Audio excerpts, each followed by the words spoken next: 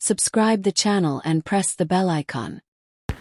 शेख सादी अपनी सियाहत के दौरान का एक किस्सा बयान करते हैं कि मैंने देखा कि एक मालदार शख्स का बेटा अपने बाप की खूबसूरत कब्र के पास बैठा एक गरीब लड़के से बहस कर रहा था कि मेरे बाप की कब्र का तावीज़, उसकी कब्र का रंगीन कुतबा, उसकी कब्र का संगे मरमर का फर्श और ईंटें फ़िरोज़ा की हैं, जबकि तेरे बाप की कब्र कच्ची मिट्टी की है। गरीब के लड़के ने उसकी बातें सुनी तो कहा कि बरोज़े महशर तेरा बाप इन भारी पत्थरों से निकल नहीं सकेगा और मेरा बाप अपनी कच्ची कब्र में से आसानी से निकलकर जन्नत में दाखिल हो जाएगा।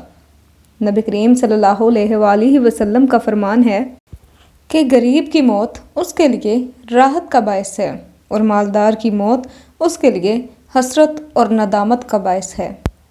फ़कीरों के पास चूँकि मालो दौलत नहीं होता, इसलिए वो कोई ऐसी शय नहीं छोड़ते जिसको देखकर कोई हसद में मुब्तला हो। गरीबों और मस्कीनों का मरना बायस राहत और मालदारों का मरना बायस नदामत है।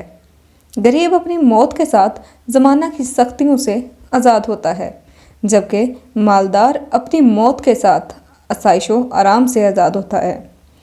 जो गरीब दुनिया की सख्तियों को बर्दाश्त करता हुआ फाका कशी का बोझ उठाता हुआ इस जहान फ़ानी से कूच करता है, वो मौत के दरवाज़े में नहायत आसानी के साथ दाखिल होता है।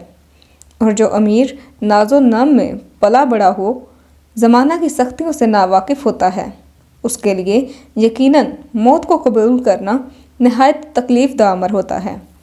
बस जो कैदी कैद खाने से रिहा हो वो खुश होता है, और जो कैदी कैद खाने में डाला जा रहा हो वो इस ख्याल से ही तकलीफ़ में मुब्तला होता है।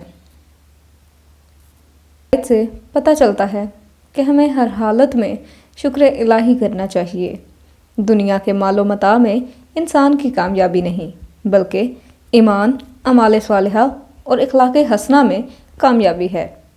उम्मीद है दोस्तों ये हकायत आपके लिए सबक आमूज़ रही होगी। इस हकायत से मुतल्लिक आपकी जो भी राय हो हमें उससे ज़रूर आगाह कीजिए। फ़ी अमानिल्लाह। Thanks for watching the video.